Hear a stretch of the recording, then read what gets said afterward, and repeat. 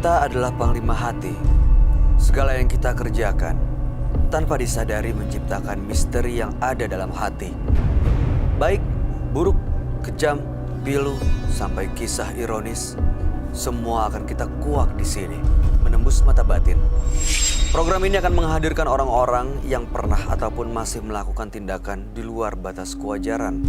Dan bintang tamu yang ada di sebelah saya malam hari ini adalah Cinta Ratu Nasya. Apa kabar, Cinta? Apa kabar? Baik. Oke, kamu waktu pulang dari menembus mata batin terakhir kali kamu kesini, baik-baik aja kan? Agak khawatir sih waktu itu. Kamu sendiri punya pengalaman mistis lagi nggak? Oh banyak. Karena kan basicnya aku pemain horor ya, film horor ya. Jadi kayak kejadian kayak gitu-gitu tuh udah nggak aneh. Syuting film horor tuh banyak yang bilang katanya ada juga kru atau pemain yang sempat kesurupan. Iya, itu udah pasti sih. Kayak udah nggak aneh sih sebenarnya kalau buat Kamu aku. pernah mengalami kayak gitu? Ya syutingnya itu sekitar 1 bulanan kan. Sekitar 1 bulanan. Jadi tapi mungkin karena waktu itu juga aku ada briefing dulu, ada reading, jadi preparing sebelum. Kan kalau syuting film itu beda sama FTV ya. Kalau film itu kita benar-benar penjiwaannya juga luar biasa gitu. Jadi mungkin di sisi lain karena memang satu sisi memang badan aku juga lemah, maksudnya tuh gampang kemasukan gitu. Di sisi lain juga memang karena aku terlalu penjiwaan, jadi mungkin mereka seneng ya kayak gampang Jadi masuk. ada yang masuk. Aduh, mudah-mudahan malam hari ini kamu nggak lemah dan baik-baik aja. Ya, kita akan segera ketemu dengan partisipan kita yang pertama.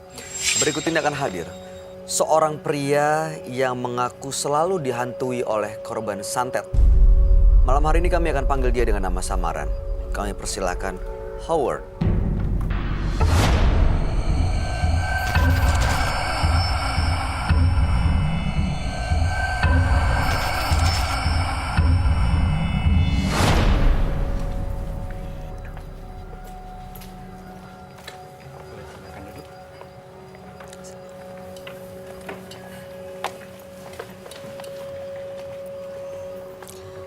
Selamat malam, Howard. Malam. Apa yang mau Anda ceritakan pada kami? Saya ingin menceritakan tentang betapa bencinya saya terhadap saudara saya, sepupu saya. Itu karena dia selalu menghina keluarga saya, selalu membuat onar terhadap keluarga saya, terutama kepada ayah dan ibu saya. Dia mungkin memang sedikit lebih tua dari saya, tapi dia tingkahnya sangatlah tidak saya suka. Karena apa? Karena dia pernah suatu ketika sampai batas akhirnya dia diadu domba oleh saudara saya yang lain dan membawa nama ibu saya. Di situ dia datang ke rumah saya, tapi saya tidak ada. Datang ke ibu saya, dia main tangan. Dia pukul ibu saya. Oke, kalau begini caranya dia ternyata, saya nggak akan main fisik terhadap dia. Saya dendam pada dia, saya ingin dia merasakan rasa sakit hati saya selama ini kepada dia. Lalu apa yang Anda lakukan? Saya pergi ke dukun. Untuk? Santet dia. Setelah saya dari dukun itu, selang beberapa hari saya dengar kabar dia sakit. Sekarang bagaimana kondisinya? Dia meninggal.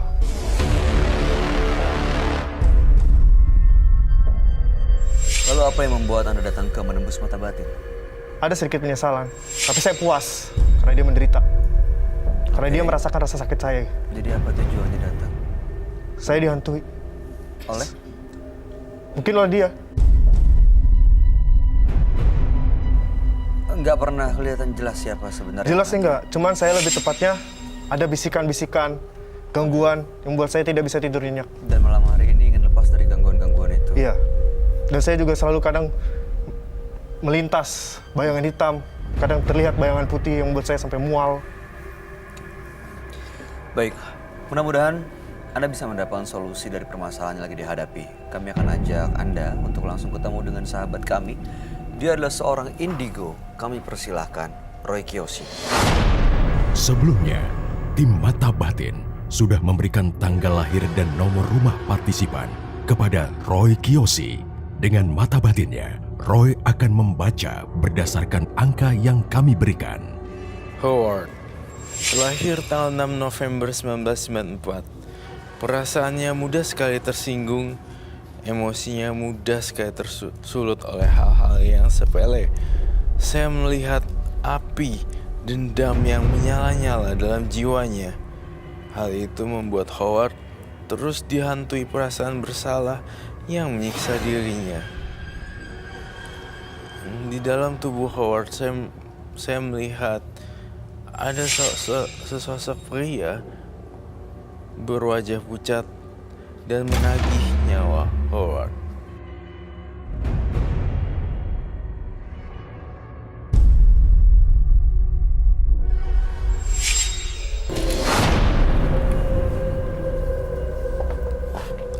Halo, selamat malam. Selamat malam, Roy. Silahkan duduk semua. Terima kasih.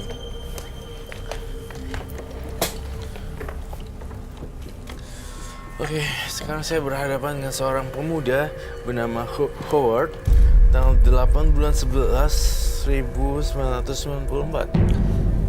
Iya. Howard sakit hati dengan sepupunya yang memang sudah bertindak keterlaluan untuk keluarganya. Mengirimkan santet sampai dia meninggal, tapi belakangan sering dihantui oleh makhluk halus. Nggak tahu apakah itu memang sepupunya yang korban santet atau bukan, dan makanya ingin terlepas dari gangguan tersebut. Betul? Iya, betul. Oke. Gimana, Roy? Ingin lepas dari hantui. Nggak tahu apakah yang datang itu sepupunya yang dia santet sampai meninggal atau bukan. Yang datang bukan sepupunya yang dia santet. Justru makhluk-makhluk lain yang lebih besar tingkatannya yang malah datang. Yang saya herankan di sini, Howard sekali marah akan berantakan semuanya, akan chaos. Apanya? Howard itu kalau lagi marah, Kalau dia lagi marah, semuanya hancur. iya, saya curiga Howard dijagain oleh sesuatu leluhur gitu. Ya enggak? Saya sih nggak pernah tahu itu. Cuman ibu saya pernah bilang pada saya, ada yang jaga saya. Gitu. Iya, itu dia justru. Saya ngerasa ada yang ngejagain Howard sih. Gitu. Jadi dia tidak bisa sembarangan keluar masuk seperti itu. Yang menjaga itu sosok seperti apa, Roy? Kakek-kakek, Dan itu memang dari leluhurnya. iya.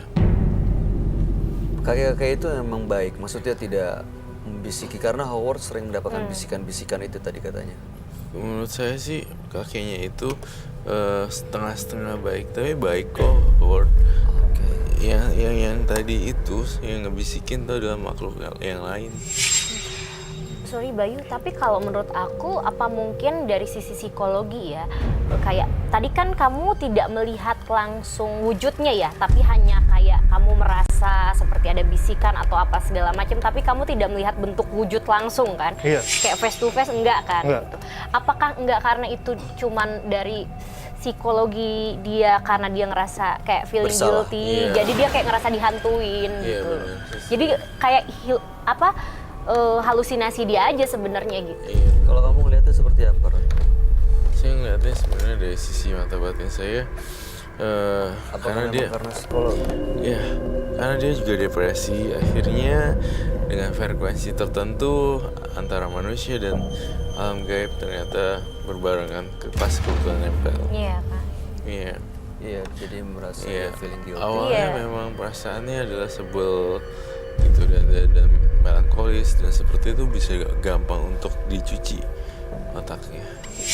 Iya, setuju sih aku kalau kata Roy, depresi Bayu. Mungkin Iya. maksudnya kayak kan pasti psikologi yang namanya membunuh itu ya secara tidak langsung kan membunuh ya. Sampai meninggal Apapun semuanya. tujuan, maksudnya apapun caranya, entah disantet meskipun tidak secara langsung tembak pakai gun gitu, tapi kan ya membunuh namanya tetap kan pasti yang namanya psikologi itu kan Tapi bukan tujuan saya untuk membunuh dia. Saya hanya ingin dia menderita saja. ya, tapi pada akhirnya dia meninggal kan. Iya. Tapi kamu setelah dia meninggal puas? Puas melihat dia menderita ketika dia menderita. Terus ada penyesalan juga gitu. Oke, saya mau tanya, keluarga kamu tahu kalau dia meninggal karena santet yang kamu Enggak. kirim? Jelas enggak lah. Kalau tahu saya mungkin udah gimana? Bukan keluarganya dia, keluarga kamu Enggak tahu. yang sering disakiti oleh korban. Enggak tahu juga, enggak ada yang tahu, cuma saya ada. Bayu, tapi berarti setelah tayangan ini keluarganya akan tahu. Iya. Iya. Kamu siap dengan resiko itu? Siap. Karena tujuan saya ya, barat kata saya ingin apa ya, penyesalan ada lagi, maksudnya mengungkapkan penyesalan saya gitu kan. Biar terus ya gangguan-gangguan ini juga hilang gitu. Terus tadi kalau dibilang kayak depresi, kayaknya enggak lah. Karena yang saya rasakan tuh ya menyata gitu. Maksudnya meskipun saya nggak ngeliat langsung, tapi bisikan itu tiba-tiba suka ada gitu. Jadi Yang menurut kamu, saya untuk mati gitu. kamu tidak merasa itu halusinasi? Bukan. Bisikan yang minta dia untuk mati itu datang dari mana, Roy? Saya curiga dari lokasi tempatnya. Dia juga temperamen, kemudian dia juga ngingat-ngingat masa lalu, previous life, kemudian juga mendukung kalau lokasinya adalah tebing dan jurang. Oke. Tebing dan jurang. Itu Maksudnya gimana? saat lagi di lokasi yang memang mendukung untuk melakukan bunuh diri, seperti di tebing, jurang, tempat-tempat yang berbahaya. Bisikan itu muncul. Sekarang muncul. Ya, itu karena ada faktor terbesarnya karena emang suasana yang mendukung untuk itu. Jadi bukan faktor bisikan itu yang dominan ya, Roy. Bukan. Oke. Itu dia, Boy. Waktu mengirim santet, ritual apa yang dilakukan? Itu sih saya serahkan kepada dukunnya. Tapi yang paling utama itu kata dukunnya, selama kalau saya pengen santet itu berhasil, saya jangan temuin dia. Karena aja ketika dia sakit pun saya nggak temuin dia. Saya nggak lihat dia. Orang tua saya suruh jenguk dia, suruh apa? Saya nggak peduli. Oh, orang tua kamu yang disakitin juga masih nyuruh jenguk? Iya. Karena orang tuanya nggak tahu.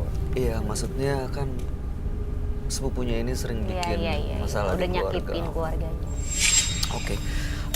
Bayu, sorry, Iya. tapi aku pengen tahu Silakan. kejadiannya berapa lama ya?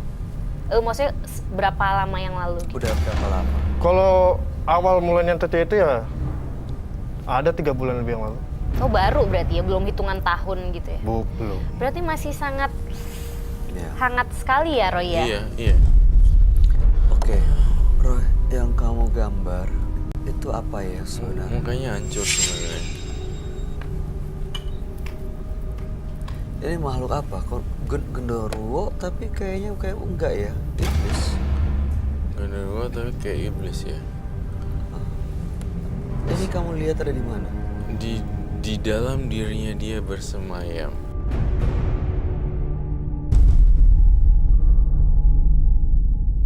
Ada pria berwajah pucat dan mengikuti siapa saja. Oke, gangguan seperti apa sih? Boleh diceritain nggak kita semua? Yang sering dialami itu seperti apa kejadiannya? Kalau yang sering saya alami itu ya ketika saya lagi santai gitu, Aha. lagi tenang gitu. Lalu? Itu bisikan tadi. Terus ya ketika kayak melewati tempat-tempat yang emang mendukung gitu kan untuk apa namanya itu bunuh diri atau apa itu kan, mati. Aku benci, mati, gitu. Terus setelah kejadian sepupu saya ini mati, saya sering kayak ada yang lewat, bayangan besar, Boleh tahu hitam. nggak nama korbannya siapa? Nama sepupunya siapa? Nah, sepupunya Oke. John. Lahir di tanggal 1983. ya, Ya? Iya kan? Sepupunya. Ada ngikutin Roy Ada. di sini? Mulai muncul. 1983 terjadinya. Arwahnya masih belum tenang. Kalau sebagai anak ini aja di apa namanya, pelimpahan jasa dengan doa. Saya ngerasa kalau kamu di rumah dan masih ada mama kamu flashback deh. Mama kamu menyebut kamu nama kecilnya, ya kan? iya. Apa ya yang boleh saya tahu gak? Nama panggilannya siapa? Panggilan kecilnya. sepupu saya. Yes. Nama kecil. Panggilan dari kecil ibu. Iya. Mohon maaf, saya hanya berkata jujur apa adanya ya.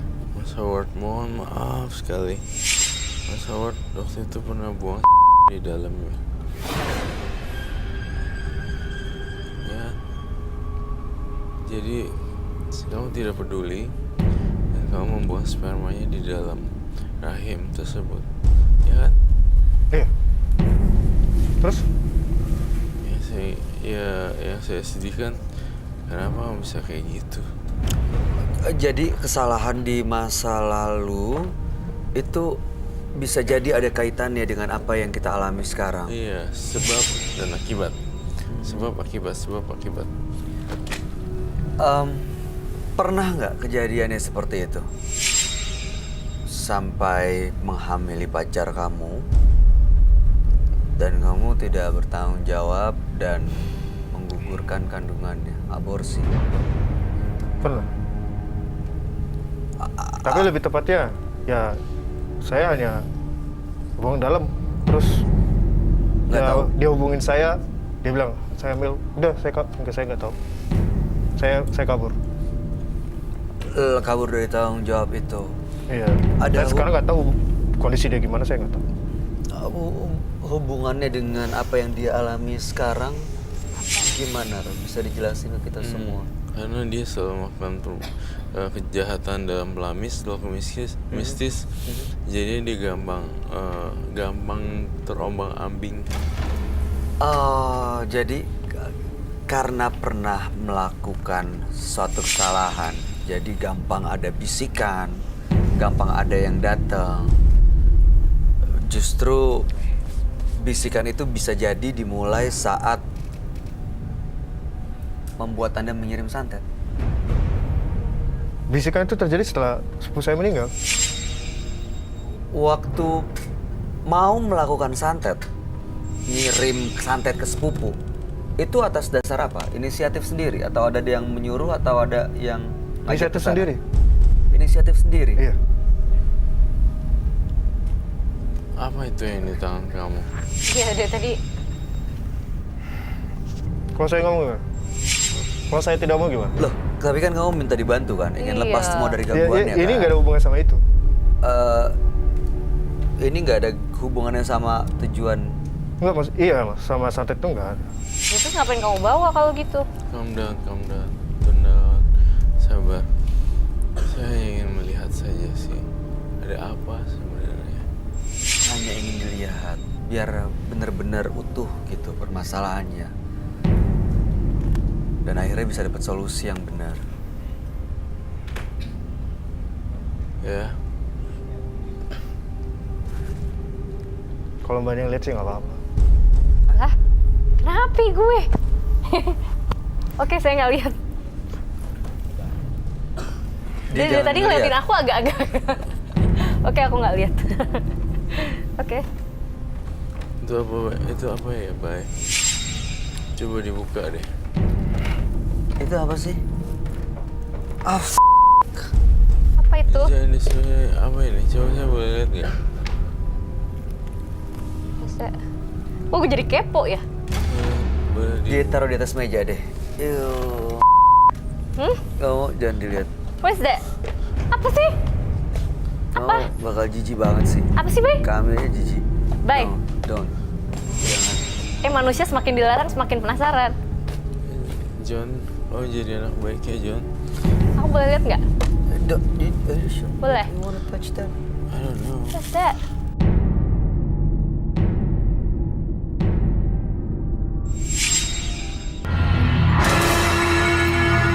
Kamu jangan dilihat. What is that? Apa sih? Kamu bakal jijik banget sih. Apa sih, Bay? Kami jijik. Bay. No, don't. Jangan. Manusia semakin dilarang semakin penasaran. John, oh jadi anak baik ya, John?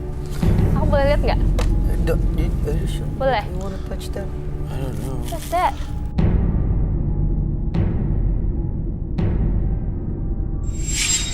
Kantongin lagi deh, Mas.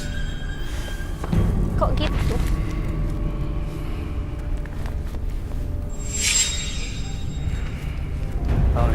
Iya, aku udah. Mas Howard, kami mau tahu deh, itu sudah sering melakukan kebiasaan itu. Bawa dan cium-cium pembalut bekas. Tampaknya ada satu lagi barangnya. What? Ada yang kamu mau bawa lagi? Ada. Boleh silakan diambil, Pak. Salamnya. Agak-agak. Aku sih udah feeling sih dari awal dia Itu, masuk. pembalut ada Ya, darahnya. aku lihat tadi sempet sekilas. Oh my god. Aku pikir tadi apa? Tapi sumpah, Masih. Ini apa? Ini apa, Howard? Ini dari dukun yang terakhir. Dukun yang terakhir. Iya. Jadi ada beberapa dukun yang didatengin ya? Ada banyak. Yang untuk membantu saya, apa namanya, menghilangkan gangguan. Boleh dibuka kah? Saya minta izin untuk buka. Saya dari awal nggak pernah buka ini. Nggak berani. Dukunnya bilang jangan dibuka. Karena dia bilang ini untuk menangkal, untuk mengurangi gangguan itu. Jadi ditaruh di bawah kasur. Selama ini saya taruh bawah kasur, saya nggak pernah saya buka-buka. Menangkal gangguan. Iya. Saya ingin lepas gangguan. Ya. Tapi masih tetap diganggu. Belakangan masih. Dan ini masih kamu simpan. Iya. Berarti nggak berhasil dong. Ya karena saya datang kemari. Apa yang kamu lihat, Roy, dari benda yang ada di meja ini? Penuh dengan kebencian dan saya ngerasa keras kepala. Kamu 19 berapa sih? 94. 94 kan? Harusnya membuat satu karir yang dahsyat di umur 94. Tapi Oh, saya tidak motor. bisa tinggal diam kalau orang tua saya disakiti. Orang tua disakiti. Iya. Awalnya dia ngirim santet karena sepupunya itu sering nyakitin orang tuanya, bahkan pernah mukul ibunya sampai memar.